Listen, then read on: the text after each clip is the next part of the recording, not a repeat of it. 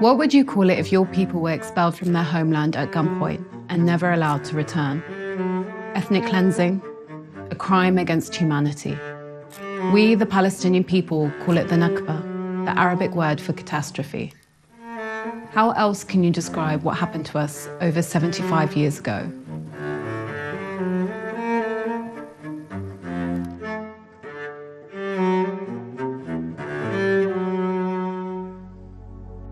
Over the course of 1948, Zionist militias drove more than 750,000 Palestinians beyond the borders of Palestine.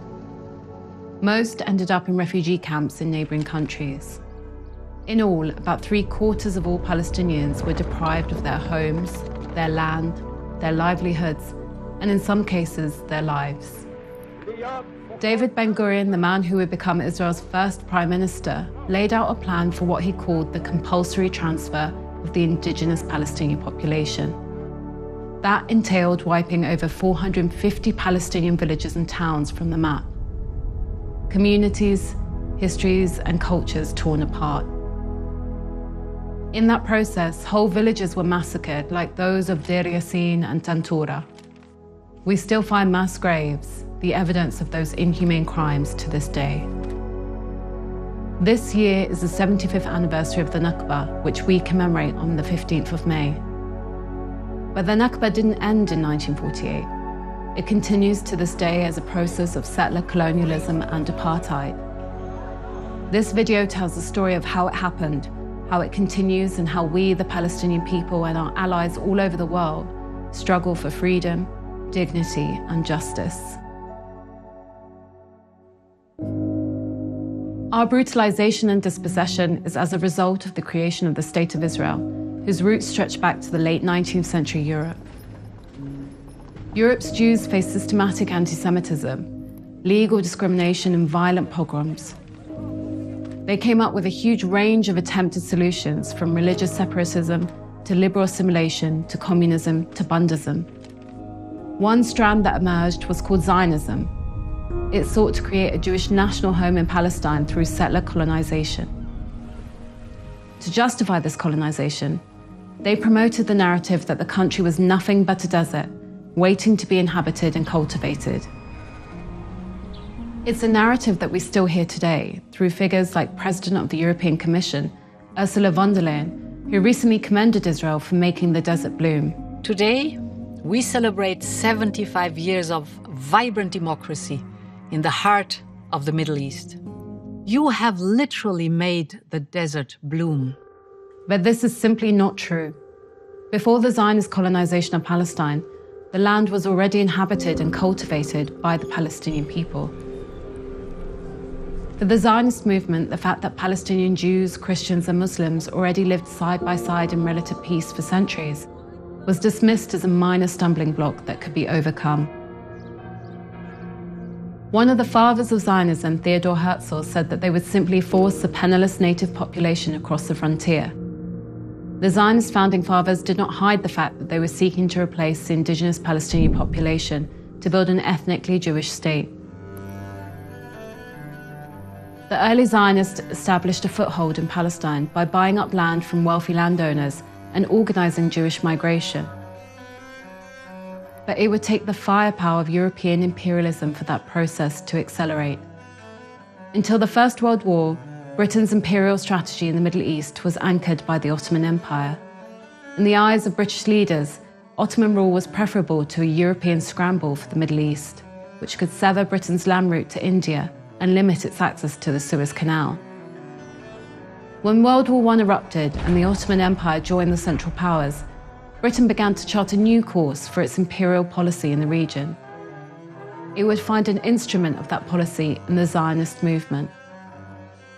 In 1917, Arthur Balfour, the British Foreign Secretary, issued a public statement in which Britain declared its sympathy with Jewish Zionist aspirations and offered its support for what it called a national home for the Jewish people in Palestine. This statement, known today as the Balfour Declaration, laid the ground for what was to come. Later that year, British troops took Jerusalem and occupied Palestine from the Ottomans. By declaring itself the guarantor of the project of Jewish statehood, Britain was able to justify its occupation of Palestine and maintain its foothold in the wider region. British imperial patronage was invaluable to the Zionist movement. With the help of the British authorities, the Zionist movement was able to accelerate the migration of Jews from Europe to Palestine. Indeed, over 30 years of British rule saw the European Jewish population in Palestine increase over tenfold to just under 1/3 of the total population.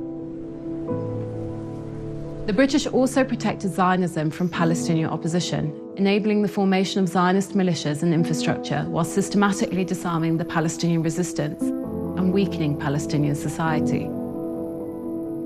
In this way, British imperialism and Zionism worked hand in glove to expel the indigenous Palestinian population from their homes. But Palestinian opposition to these twin projects would soon test their fragile alliance. In 1936, the Palestinian people rose up against both British and Zionist colonialism in an uprising known as the Great Revolt that would last 3 years. Despite the bravery of the Palestinian resistance, the British crushed the uprising and dismantled the Palestinian revolutionary movement, imprisoning and killing its leadership. Meanwhile, in a move that enraged the Zionist movement, the British also began to limit Jewish European immigration to the country. In doing so, they hoped to protect their imperial dominance and bring about stability to their rule. In response, the Zionists formed clandestine armed militias and began their assault against both the Palestinian people and the British occupiers. In 1947, Britain, with its imperial reach severely limited by the Second World War, abruptly announced that it would end its mandate in Palestine. I repeat again that His Majesty's government have determined to base their policy on the assumption that they must lay down the mandate, under which they have sought for 25 years to discharge their obligations to fulfill the growth of the Jewish national home and to protect the interests of the Arab population. In the absence of a settlement, they must plan for an early withdrawal of British forces and of the British administration from Palestine. Now, the ethnic cleansing of the Palestinian people accelerated.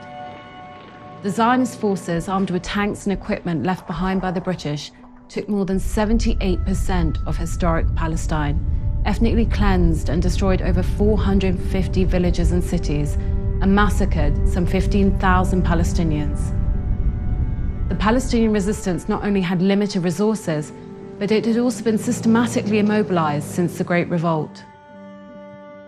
Palestinian intellectual Fayez Sayegh wrote in his seminal work, Zionist Colonialism in Palestine, the Arab people of Palestine lost not only the battle for the political control of its own country, it lost its country as well.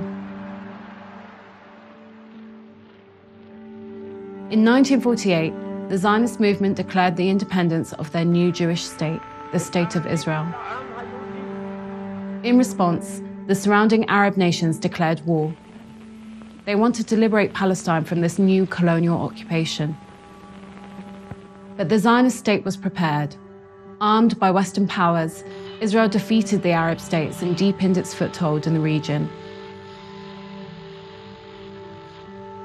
The strategy outlined by Herzl at the turn of the century would now be brought to life. Since 1948, the Palestinian people have lost more than 85% of their land to an ongoing process of expansion and settler colonialism. Today, more than half the Palestinian people live in permanent exile. And Palestinians both in exile and Palestine are condemned to live in conditions of profound indignity. Gaza, reduced to an open-air prison and under permanent Israeli siege, has long been deemed unlivable by the UN.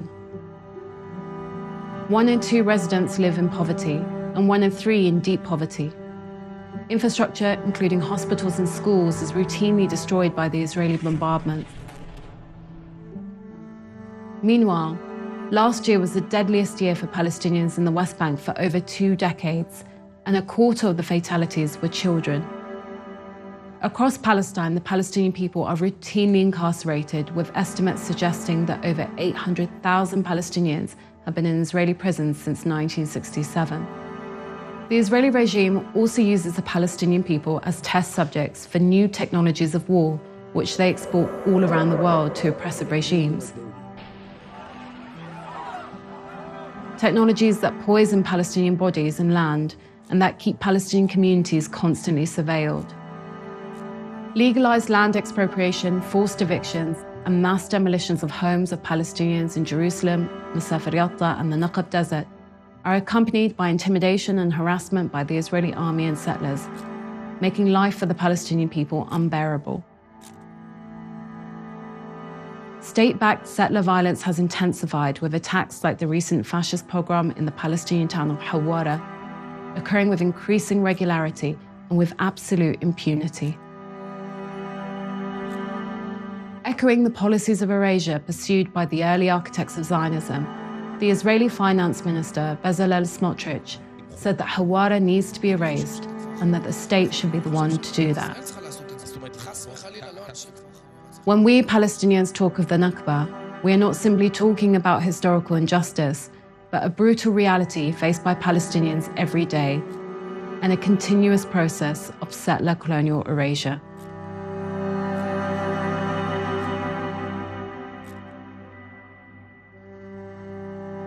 Could the Nakba finally come to an end? In the past few years, Palestinian resistance against Israeli oppression and settler colonialism has grown in strength and organization, mobilizing to defend the Palestinian people. Meanwhile, international human rights organizations, taking lead from Palestinian civil society, have recognized Israel as an apartheid state. The Palestinian BDS movement, which calls on peoples around the world to challenge state, corporate, and institutional complicity with the apartheid regime, grows in strength every day. And the United Nations General Assembly recently commemorated the Nakba on its 75th anniversary, a historic first that was met with some indignation within the Israeli regime.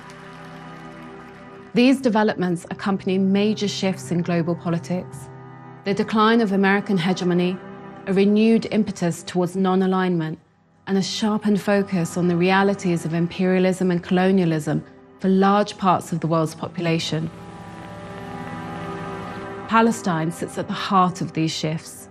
As the Palestinian writer and revolutionary Ghassan Kanafani reminds us, the Palestinian cause is not a cause for Palestinians only, but a cause for every revolutionary, wherever they are, as a cause of the exploited and the oppressed masses in our era.